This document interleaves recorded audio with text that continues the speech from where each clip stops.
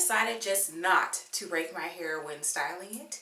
The reason why I'm asking this question is because I believe it was Naturally Curly who posted on their Instagram a video of someone who was like, curls don't need to be coaxed into doing their thing to curl, and you can just kind of, it was just a video of someone doing a no rake wash and go.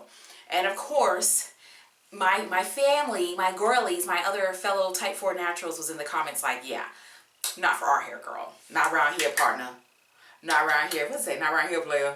That's basically what was happening in the comments. And I was like, you know, I'm not finna comment that. I'm finna go try it. What's this no rake wash and go talking about? But first, hello everyone, Kayla here, and this is What the Kink, a natural hair channel. And I have already put the base product on my hair. I'm in the middle of filming a base study. Might as well continue the study while I am filming other content. So this video is not about the product, but I do have the Eco Slay Orange Marmalade in my hair as a base. More info to be coming. There is a video review of it, but it's old and I have updated thoughts on the product, which I probably will give at the beginning of the base study wrap up. That being said, what we're styling with is the Frozen Drip and Grip Super Hold Gel. So I think this is going to be a citrus off because this kind of has a perfume citrusy smell and the orange marmalade has a citrusy smell, in my opinion. So this is going to be very, very interesting when these two get together. Let me put this here. I don't know why I'm trying to put it over there. Makes no sense. But I have done a section. I do have thoughts. We'll get into that. But I wanted to do it like where I've already done part of the back so that you guys can see me do some of the front because the textures are different between the back and the front of my hair. Okay. So we're sectioning off this into a fourth so that it's less hair, girl, less hair. All right, so let me go ahead and get some of my Frozen. Okay, I usually just cover my fingertips with it as like a general measurement. I think I made a video about like, you know, kind of getting used to like using different things for measurement to help you be consistent. Like I don't mean coming here with a teaspoon, tablespoon, and measuring that way. Like that's team too much, but I do have my little guesstimation measurements. Okay, so this is me smoothing it. I love the foam of this combo. That'll definitely be going in my notes. But let me tell you, the urge to rake is strong. The urge to rake is strong. I'm still gonna separate it off like I normally would do, and then at this point I would, but I can't do it. I can't do it. It's a no. That's probably going to be the thumbnail. Me looking a fool. I'm not afraid to embarrass myself in a thumbnail. Okay, so this is what we have, y'all. No rake. Let me turn my head. How about that? Hit the lights. No rake. So I'm going to continue with this section, and then we're going to reconvene in the front so you guys can see what it looks like no rake on the front section.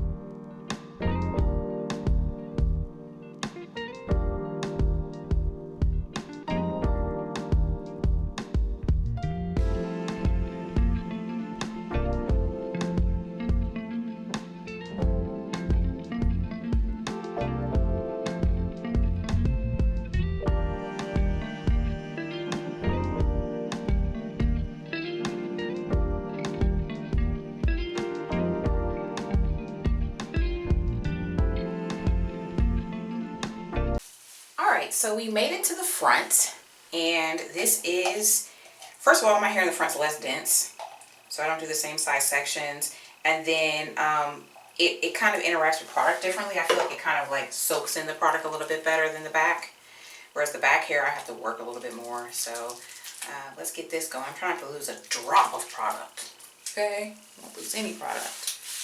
Let me do this first so that I don't get it all over my floor. And I don't know if I said this earlier, but I am using my thumb to smooth, but I'm not putting the thumb in between the hair, like in a raking type motion. We're not doing that. But I don't want my hair to be like all tangled up and not like smooth. It is okay to pick pieces out, I guess, but I'm not raking, you know? Okay, so this is the front so far. This might be onto something. They might be onto something with this, but here's the deal.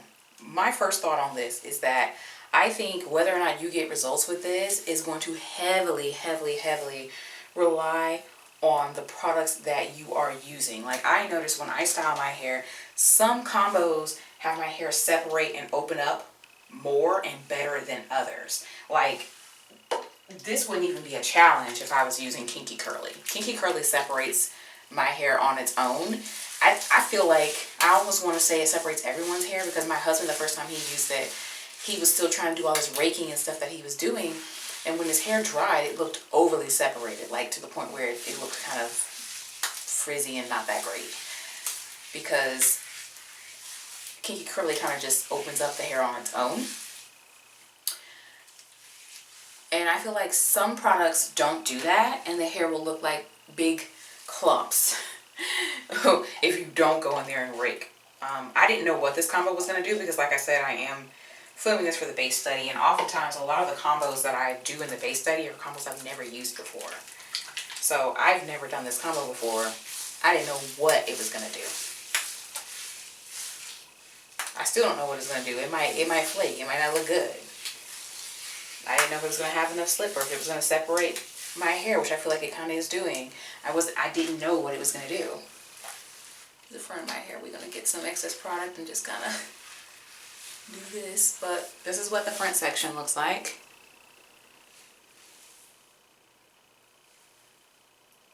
There we go. We can lift it up and get it in there that way too. Alright. Okay, so I don't typically film at this time of day, so I gotta hurry up and get ready because it's time to go to work. And so I don't want my job to be wondering like, where's Kayla at?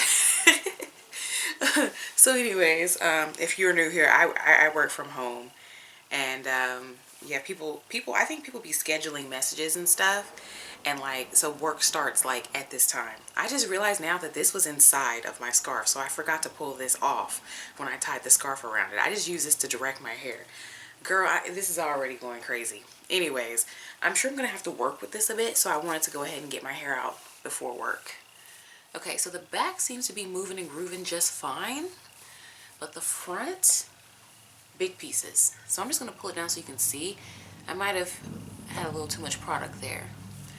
But yeah, so it's kind of like, let me not touch it and show you guys what it looks like, okay? Okay, so I know I'm probably gonna have to work this a bit to take it apart, especially in the front. I don't think I'm gonna do too much in the back, but thankfully, I use kind of a firmer hold gel, so I'm able to pull this apart. I feel like I'm taking down a twist out, or you know, how you take apart a braid out. So the hair's been set, but now I have to take the piece out, which set, like, that's not frizzy, so it's not bad. You know, but I don't want to take it apart so much that I do come upon a frizzy part or break my hair or something. Like right now, it's sliding apart effortlessly and I'm not really experiencing any issues. So there's a little bit of snow in the building, which I think is going to happen when you use gel. That's why I don't use gel for a lot of my non-wash and go styling. I know some people like to use gel for their twist outs and things, but I just know that it would be like flakes. And sometimes that extra movement breaks the gel cast. So then your hair doesn't last as long as you thought it would with using a gel. Not trying to take it away from you if it works for you. If it works for you, girl, keep doing it. Boy, keep doing it. But I don't do it.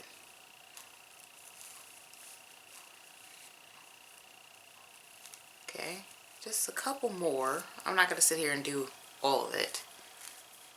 Just the big ones, breaking up the big ones. And I'm sure over the days it will soften and break up a little bit more. And I don't think I'm going to do any in the back, depending on what I see when I watch the footage back to see the back of my head. But I'm not looking at the back of my head, and y'all aren't either. Alright, and like I said, I work from home, so most people are seeing this. The part they can see. Let me get that together. Okay. I think I'm done. I think I'm done. I would love to see this combo with me doing my regular routine of actually raking. Love to see this actually raking. But, you know, this isn't bad. The no rake wash and go isn't bad. It just is different. So where I would normally just shake and go with my regular routine, this isn't shake and go. You do have to make that effort to kind of take it apart. Let me look in the mirror. Yeah, you have to take it apart like you would any other set. And then also you need to be making sure that you're using a good combo that, as I said when I'm styling my hair, that kind of separates the hair a little bit, but also a combo that you can manipulate and take apart and it's not going to affect the hold and create tons of frizz. So you have to be a little bit more cognizant of the product. So like if this works with the products that you use and you don't mind the extra effort of taking it apart in the morning, this could be a very viable option. And I know, yes, I do have type 4 hair, but probably not similar type 4 hair to the people that were commenting, even though they were commenting on behalf of everyone with type 4 hair. Yeah, I think this can work if you have the right elements, like I said, in place. I think this can work for you. If you're interested in me doing other hair experiments, because my channel is oftentimes a big experiment, I will link some of my other hair experiments when I try different things over here. I post videos every week. Subscribe, and I will talk to you in the next one.